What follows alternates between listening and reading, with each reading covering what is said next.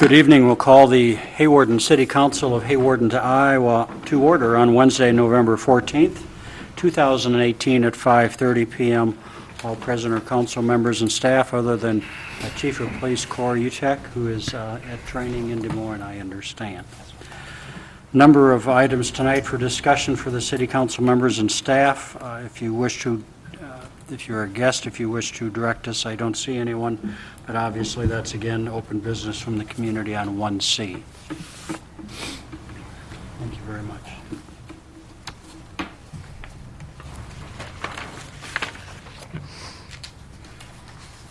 Get those handed out, and we are going to start then with the standard agenda items. The number 1A is the approval of the October 24th, 2018 City Council meeting minutes. So moved. There's been a motion by Travis. Is there a second? Second. Seconded by John. Further questions or clarifications for those minutes? Hearing none, all in favor then of the approval of the October 24th, 2018 City Council meeting minutes, say aye. Aye. Those opposed? That passes 5-0. Next, we'll go to approval of claims for payment for November 14th for today. I'll start to my left with Rob for questions. No questions. Okay, Jen, any questions? No questions. Okay, thank you, John. None, thank you. Travis? None, thank you. Tim? Hearing no questions, I'd entertain a motion for approval. So moved. Moved by Rob. Is there a second? I'll second. Seconded by Jen. All in favor then of the approval of claims for November 14th, say aye. Aye. Those opposed? Abstain. That passes 4-1 abstention. Open business from the community. Not seeing that. Move on to the mayor's report. We see on our desk this evening the City of Hawarden visiting session report back to us. Again, we'd like to thank everyone that participated in that. And now is kind of where the work begins for staff and members of the community when we get together with our committees and start working on what was discussed that evening. So we hope to continue a high level of activity and excitement for that as we continue forward with that. And talking about excitement, WESU football championship on Friday, that's pretty darn exciting again for the second year in a row. I don't go on Facebook much, but it sure seems that we're learning a lot more than football again this year as we did last year, where you see the letters from those folks from South Calhoun thanking the fans and the student body and everyone that contributed financially to the mission there for the cancer mission of their young man that passed away. So as we are always learning from sports, it's much more than just a game. So we appreciate that, and we wish them the best of luck on Friday and safe health and travels for everyone going there. We'll move on to staff reports. We'll start with Pam, Don, and Ann. Good evening. Good evening. Yes. Just working with Jacob Stoner, the new finance officer, and he'll be back on Tuesday to continue training and do what I can. Okay, and many of you might have not had the opportunity yet to meet him, and he's gone on down to Fort Knox again, is Yep, that correct? yep. So, doing his guard thing, so we will get to meet him when he comes back. If we have Yep, him. probably at the next meeting. Thank you. Travis? Nothing tonight. Table's pretty quiet. Anything from Mike? Travis, myself, and Kathy Brown attended the airport ribbon cutting today. A very nice event that they had. Pretty impressive. There was probably about 700 people there for the ribbon cutting. The governor was there. The CEO of Boeing was there. So they had a lot of impressive people there. So also like to thank Lori for the tour. For those of you who couldn't make it, I'm sure she would give you a tour anytime you wanted to stop in. But the library is looking really good. And then also, I was just going to mention Jacob Stoner. He'll be at the next meeting. He had reserves this week, and he will be back with us next week. So. Great. Has he found a place to be a resident of yet? He is working on a place in town. Right now, he's staying with his sister and George. So he does not like commuting that far, so That's a that's a trip from incentive there, too. so- Yes. So we'll put that out there if anybody else has any other options or ideas for him to Right. let you know. Okay. Thanks. Jim, anything from your point of view? No.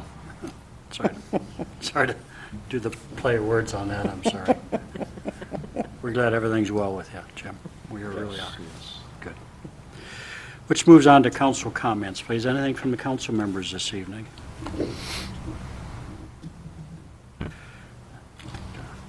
Everybody's kind of quiet. All right, we'll move on. Somebody's not going to be quiet. Jason's going to talk to us about the hospital, please. Welcome again. We're glad you're here. Thank you. Thank you very much. So a couple things that we're doing at the hospital. I handed out what is in front of you, a community health needs assessment. We call it the China. And so we do that every couple of years to try to get insight into the community. And so we partner with community health partners. We've done it independently before, but we are part of the SIM3 grant or the state innovation model, and they're able to help us a little bit with statistical analysis and actually trying to drive the engine. And so what you see in front of you is a draft of the China that's going to be going out starting on Monday. And so obviously it's a Sioux County type of event. We are also going to be sending out the same survey to local residents with just our logo on those. And so it'll be a two-tiered approach. And so there'll be a survey monkey that you can actually respond on. And the interesting thing is we're making sure that it is for bilingual individuals also. Once that survey goes out and we get those back after the first of the year, then we'll be doing some focus groups in town here. And we'll probably be doing 3 to 4 focus groups, just trying to get more detailed information. And hopefully the survey will help us lead us into some of those more detailed information things. And so we'll be doing that, and then that'll be rolled up probably June-ish, July. We'll get the full results of everything. And so that'll help us, point us in the right direction for trying to make sure that the hospital is meeting the needs of the community. And so it's really a good process for us to do, and so we're going to be underway with that. So is there any questions about that subject? I wanted to give you a sneak peek of what the questions are going to be, so you can kind of look at that. You may get a survey, so please fill it out. If any residents of Hawarden gets a survey, I encourage them to fill it out also, because information is power, and we need to be able to either adjust or correct things that we need to do to service our full population of our town. Okay. The other thing that I just like to mention is we have a cardiologist that'll be starting here soon. I believe his first day is December 5, and he is a cardiovascular person that does electrophysiology. So he can insert pacemakers, and he also can program pacemakers if you need to have a tweak or an adjustment. But he'll be seeing patients in our outreach specialty area. His name is Dr. Stanton, and he is from Sanford Health. And so he'll be coming probably 2 times a month and doing stress tests in our organization. We also have Dr. Addo out of Mercy. He also is another cardiologist, and he also provides that service also. But we do see a lot of population go north, and so we figured we need to have some type of a northern connection for cardiovascular health. Also, Dr. Stokesbury, he's an orthopedic surgeon from CNOS. His plan is to come up here 3 to 4 times a month to expand our orthopedic surgery in our hospital. So the board is wrestling with some new equipment that we're in need of purchasing so he can do some more procedures.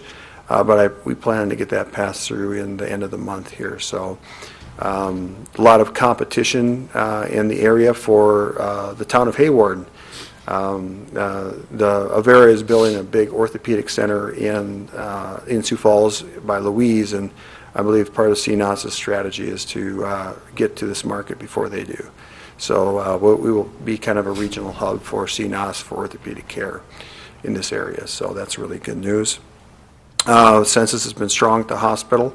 The 3D mammo program is going well.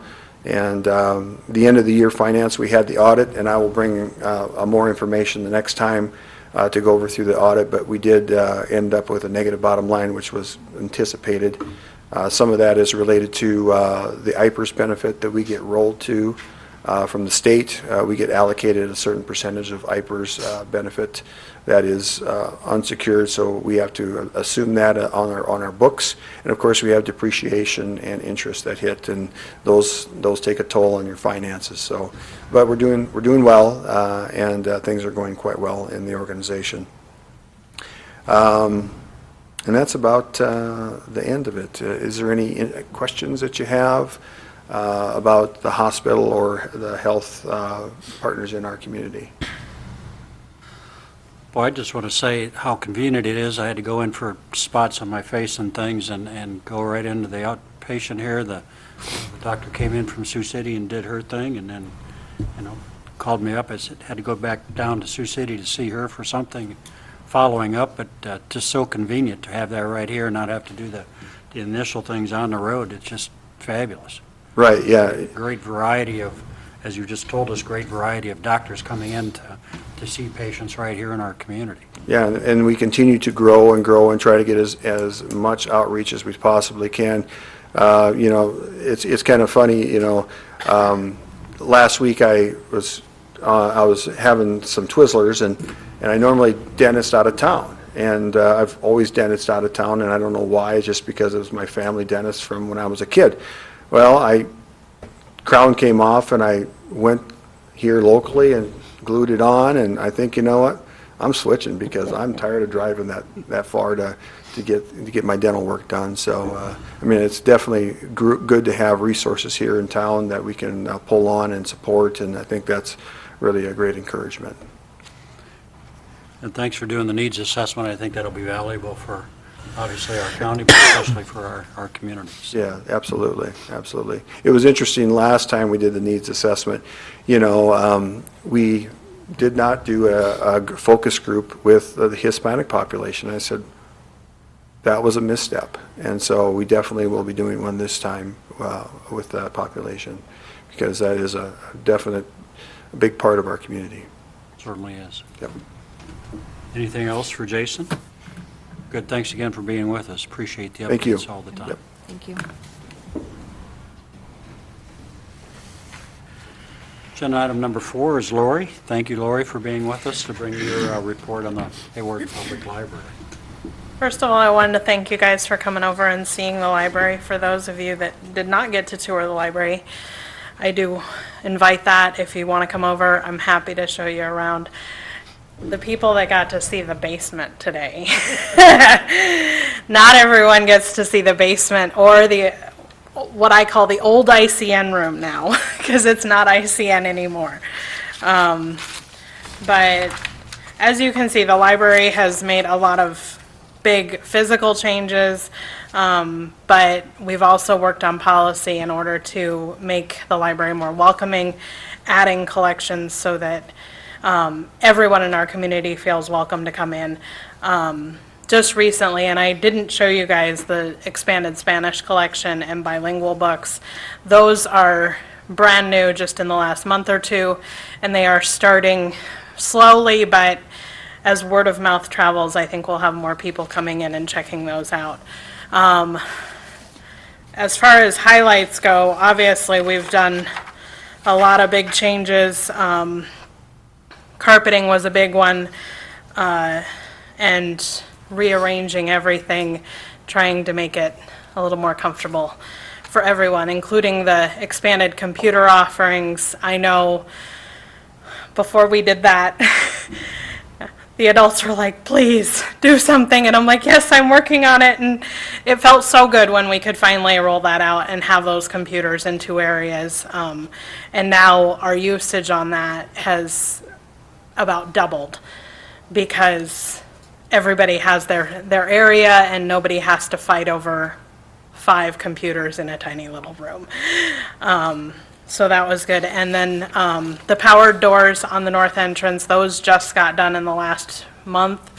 I encourage you to try them out. Even if you're not handicapped, push the button. Let your kids push the button if you bring kids in, because that was a huge improvement that we were able to make. Part of that was grant funded. We also funded the rest of it out of gift money that we have, so that we can make our building a little more handicapped accessible and more friendly to everyone that comes. Another big initiative that we started last fall was giving West Sioux students library cards. Those are, we call them student access cards. They look different. They're red, white, and blue. Every student's able to check out up to 3 books and have access to all of our digital resources without the need to have a parent come in and sign.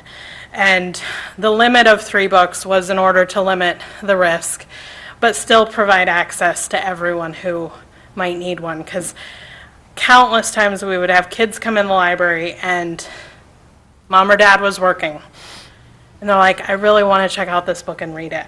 And we wanted to be able to provide that access to them.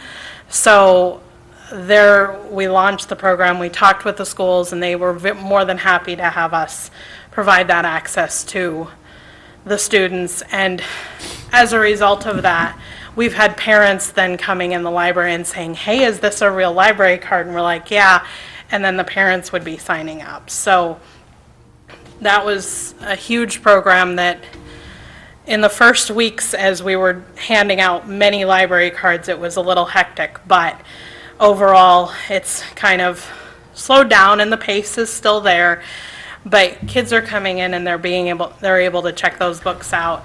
I have teachers and librarians emailing me and saying, hey, you have this book, can I check it out for this kid? And we'll even deliver it over to the school to them, so that if the school library has it checked out or doesn't have it, at least they have that access to a wider collection.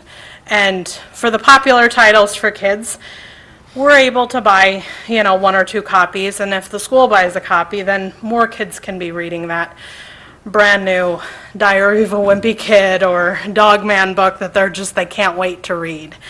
And by putting books in the hands of kids, that they're learning. And like I said, the teachers are really happy. As a result of a lot of those changes, policy, and expanding cards, we were able to, our circulation increased greatly. And it continues to grow on a pretty record pace. Most libraries nowadays are struggling to see circulation grow. And ours is just going gangbusters some days. So that is a testament to what we're doing and the access we're providing. And we're so glad to see kids and adults using the library and getting benefit out of it. The report you have in front of you, those numbers, that ended June 30th. So since then, we've also seen a lot of growth, and next year I'm sure you'll see this report again and you'll see growth again. We do serve a unique area. We have patrons that come to us across from South Dakota. We have some come from Akron, just as a matter of convenience, and we're happy to provide them. But nearly 3/4 of our patrons reside in Hawarden and Ironton, and we do get funding from Ironton to provide service to them every year. We get $1,200 that goes into our budget, and Ironton gets the same access that Hawarden does, because obviously Ironton doesn't have a library. And like I said, the circulation has gone up quite a bit as a result of those library cards going out. As far as the library collection, when we carpeted a year ago, yes, we had a lot of books to move, but we also, part of a good library is you have to get rid of the old to make room for new. And in doing an inventory, you'll see that we deleted an awful lot of items. Some of those were obsolete records, others were, we did a massive weed to make room for all the new materials that we buy. on a weekly basis, we get books in, and we get those processed, and they go out, and you got to have room, especially when your building is not growing, and, well, it wouldn't feasibly need to grow. And as much as we think digital is taking over the world, it will never truly replace the physical collection in a library, largely because digital materials cost much more. A digital copy of a new bestseller would cost a library anywhere between $60 and $80. I can buy that same book in hardcover for $20. So while we participate in a statewide buying group and we all put money in, we can still only buy so much. And as a result of that buying group, you've got patrons from 500-plus libraries that all want to read the brand-new bestseller. So you can imagine how print still is somewhat king in small-town libraries and even big libraries, because you can only buy so much digital, and even then, you can't have 100 people reading one digital copy. You can only have one person reading each digital copy. For this current fiscal year, we added streaming music on Fiscal.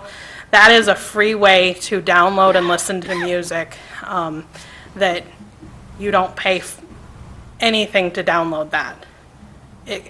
It's covered by your library card, and you log in with your library card, and say you're sitting around and you just want to listen to the latest new album. You can stream it live for up to 3 hours every single day. And that is a great resource and a wide variety of music, soundtracks, and other popular music. We've also added a few new magazine subscriptions to cover some that have stopped publishing. That happens frequently in magazine publishing, where, some just stop. And then we've tried to fill in with requests for that our patrons have asked for. So moving on, our programming.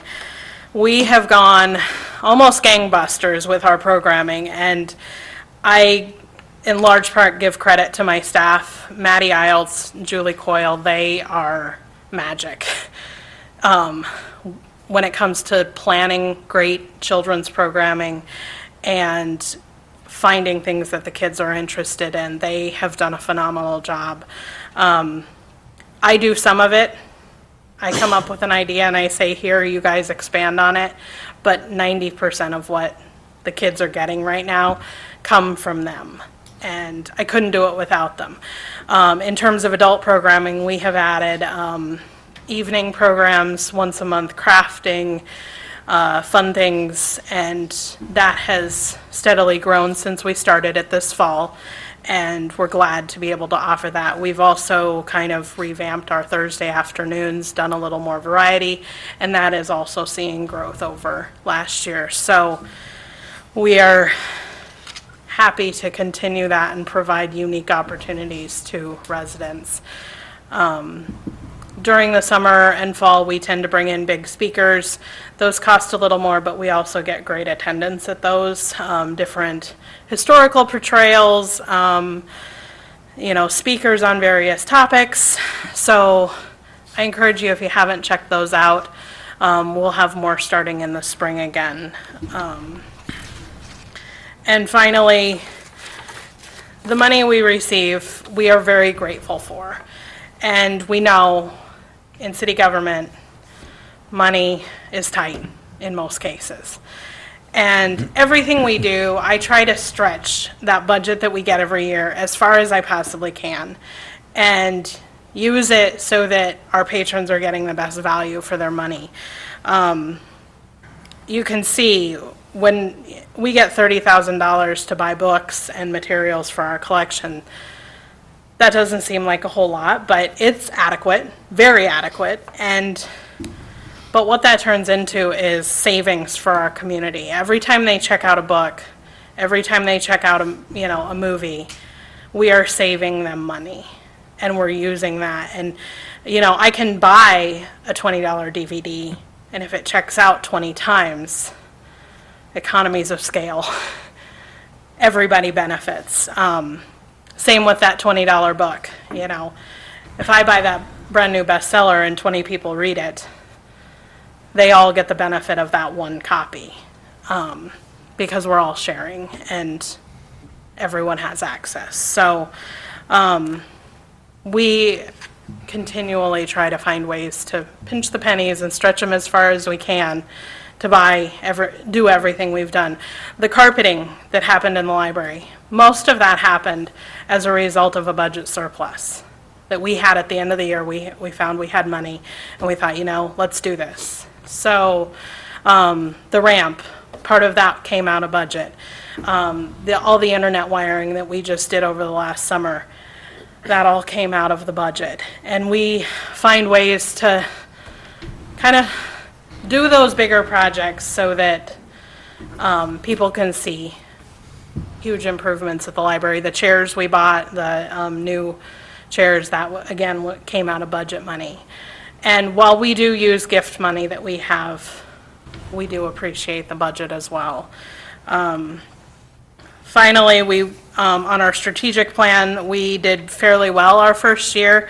I did not list every single thing we did. If you're interested in seeing what those objectives were, I encourage you to stop by, shoot me an email and say, hey, I want to see that. I know I went through that last year with and shared our strategic plan with everyone here. But most of what we do is guided by that plan, but we also take into account, you know, when the wheelchair lift dies and you have to be handicapped accessible, what do? You build a ramp. And everybody loves it, including the kids who run up and down it. So while the plan is there to guide us, we do still have to remain flexible and do the best we can. So, and on the final page, you have some pictures of different things that happened at the library.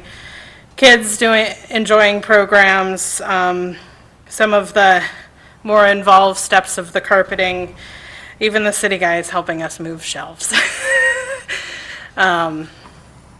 And we couldn't do it without the help of a supportive community, supportive residents, and a supportive city council and board. So thank you again. If you have any questions. I guess I've got a few comments. Okay. You know, physically, you know, our business is right across the street from the library.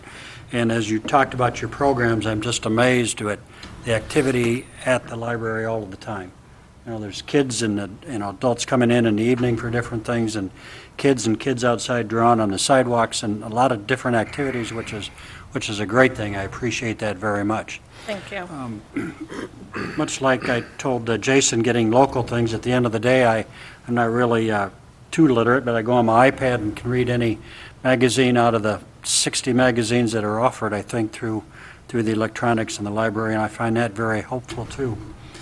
I appreciate also that your strategic planning is going well, that you did that. I think that's really important for all the different entities of our city government and our city entities here. And lastly, I'd like to thank you and your staff and your board members. You have a great volunteer board, which are very, very committed to making the library the best that it can be. And we've got a wonderful library here, so thank you very much. Thank you. And finally, if you guys ever want to see what our library board meetings look like, we meet on the third Thursday of every month. Tomorrow is this month at 5:35. Anyone is welcome to attend, as it is an open meeting. So in case you're ever curious what it's like, I invite you there if you wish to come. Or if you have suggestions, if you hear from constituents, please pass them along. We are always open to suggestion and comments to make library service better. So thanks again. Thank you very much, Lori. Appreciate it very much.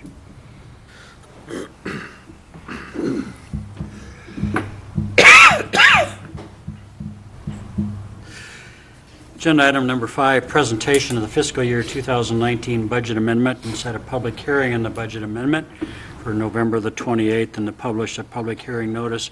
Every year, we do a great job of trying to facilitate our city budget, and then things come up, and sometimes we have more, sometimes we have less. Mike or Pam wish to address this with the council, please.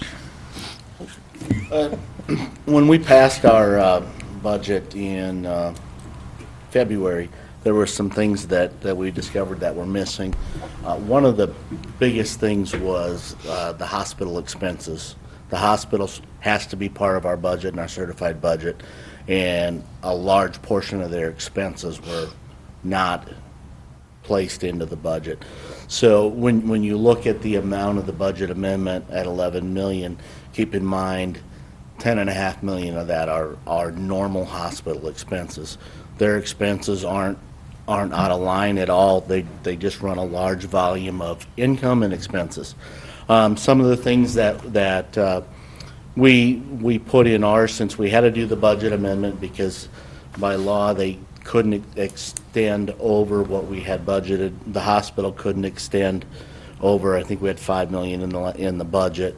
They couldn't extend over that without doing an amendment. So we're doing the amendment early, so then we also put in some of our things that were missing. One being the second squad car. The wastewater plant engineering is $307,000. That wasn't put in there. The contribution to Sioux County Conservation and things like that, the pool painting. So those were also added into the budget amendment. We may still be looking at one in May, but we tried to collect all of those expenses that we could foresee out there that we knew were coming and put them in this amendment. So although it looks like a large amendment, it's the ending fund balances are within range of what they've been in previous years. It's the biggest thing we had. The reason we're doing it at this time is because of the hospital expenses. So.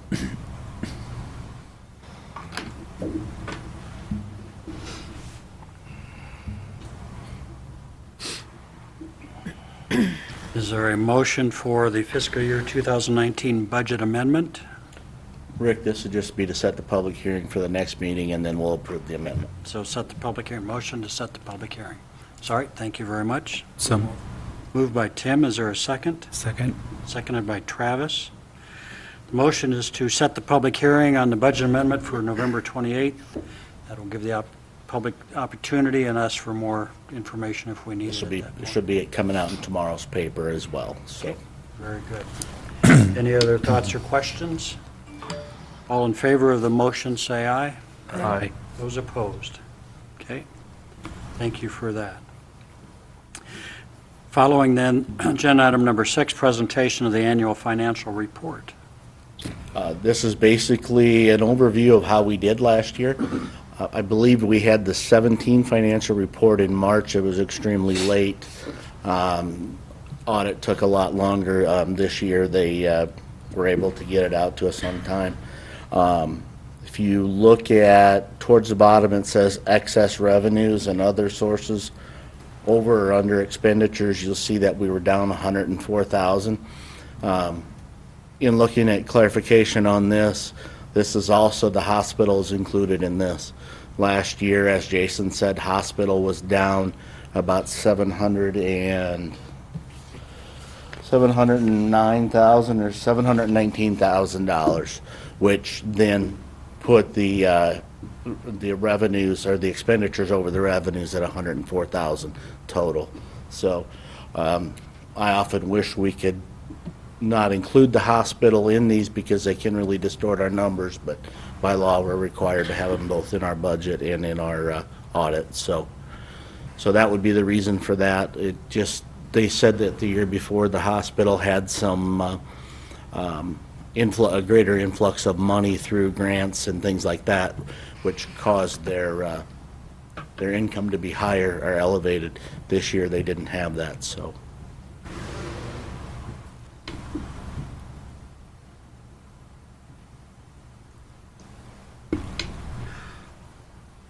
Also within this gives us our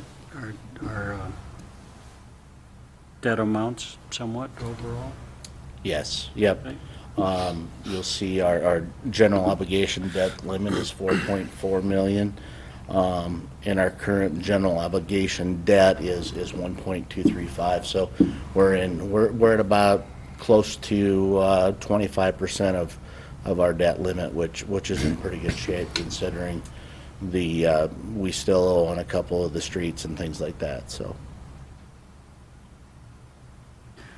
So are you saying that the hospital was 700,000 in the hole last year? Is that, Their revenue changed that much from the previous year. So. they didn't lose 700,000? No, not necessarily. The year before, they had grants and influxes of money. Some of it could have even been borrowed that showed that their revenue was a lot higher. And this year, they didn't have that. So it showed that much of a difference in their bottom line.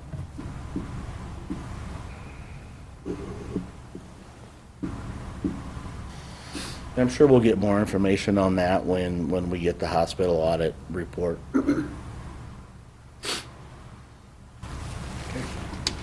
Any other questions about the fiscal year 2018 annual financial report?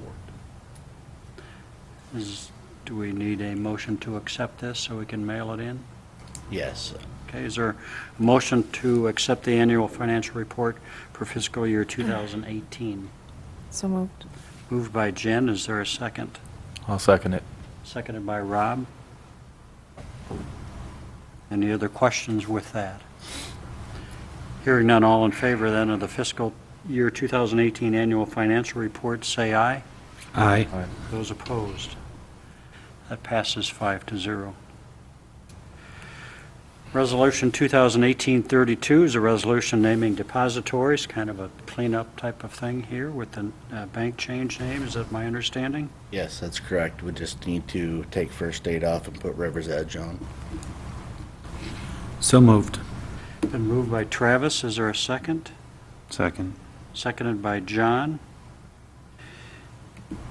And both of these as community banks located here, we keep them pretty well consistently the same, so to speak.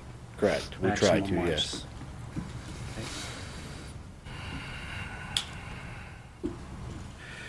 Any other thoughts or questions? Hearing none, a roll call vote, please, for Resolution 2018-32.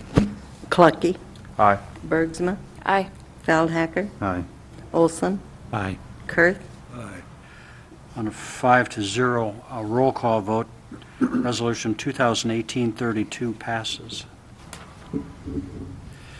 Next agenda item is in regard to incremental property tax revenue for appropriations for the Eisma Property LLC, Resolution 2018-33.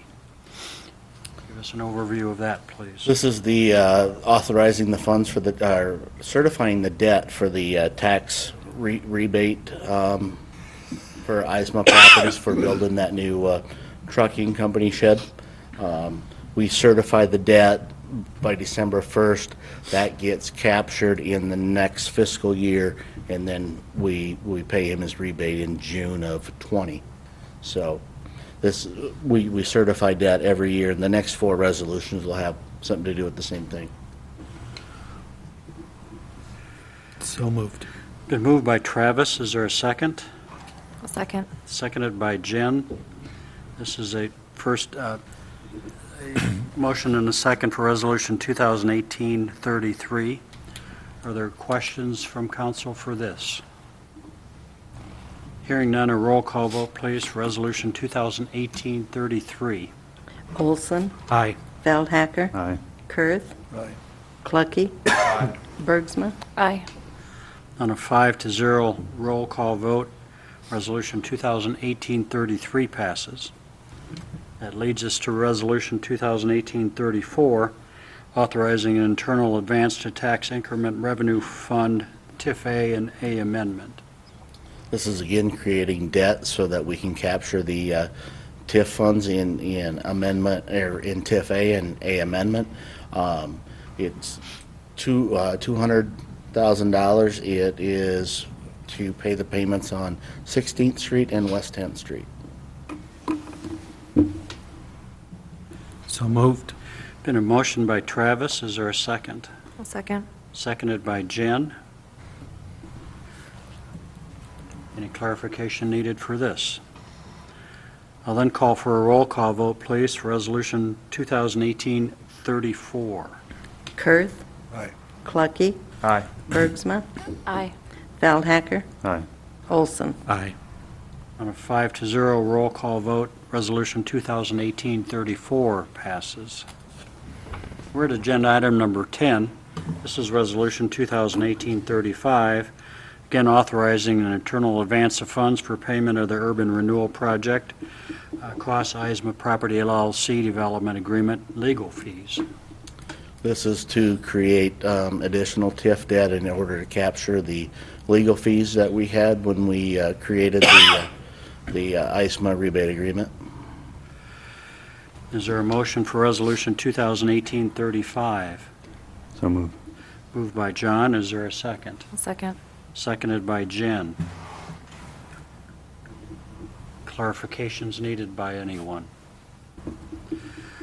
Roll call vote, please, for Resolution 2018-35. Feldhacker, Aye. Kurth, Olson, Aye. Bergsma, Aye. Clucky, Aye. On a 5-0 roll call vote, Resolution 2018-35 passes. Hang in there, we're just about done resolving things. Agenda item number 11, Resolution 2018-36, authorizing an internal advance to tax increment revenue fund. This is TIF D. This is also authorizing us to create $15,000 worth of debt in TIF D, and that money also is used towards 16th Street payment. So And- moved. A motion by Travis. Is there a second? Second. Seconded by Jen. I just wanted to point out that we always work with John Danos and his group to make sure these are all very specific and very correctly worded. Correct. We incur legal fees by doing it, but they know this stuff inside and out, and great to work with. Okay. Any other comments before I call for a roll call vote for Resolution 2018-36? Hearing none, a roll call vote, please. Bergsma, Aye. Olson, Aye. Clucky, Aye. Kurth, Aye. Feldhacker. Aye. On a 5-0 roll call vote, Resolution 2018-36 passes. Agenda item number 12 is a consent agenda. I do have a question. I know that the first two in regards to I believe, the sale of Quick Corner for their licensor. I don't understand the refund. What is that for on the consent agenda number C, please? We got a request from Alcohol Beverage Division to refund them their money because they closed early, their Okay. business early, so they get a portion of it back. Okay. And that business is located where? On 9th Street, the Paradise, Okay, is that between the eye doctor and? Yes, Okay, yes. very fine. I just didn't understand where that took Yep. place. Okay. Is there a motion for approval of the consent agenda? So moved. Moved by Tim. Is there a second? Second. Seconded by Jen. All in favor of the consent agenda, say aye. Aye. Aye. Those opposed? That passes 5-0. I certainly thank everyone for their time. I thank Jason and Lori for their reports here. We'll be next week, obviously. Hopefully you can all celebrate Thanksgiving. Our next regular stated meeting then will be Wednesday, November the 28th. I would entertain a motion to adjourn. So moved. Moved by Jen. Is there a second? Second. Thank you. Second by Travis. All in favor of adjournment, say aye. Aye. Anyone to stay later? Hearing none, Hawarden City Council is adjourned. Thank you very much.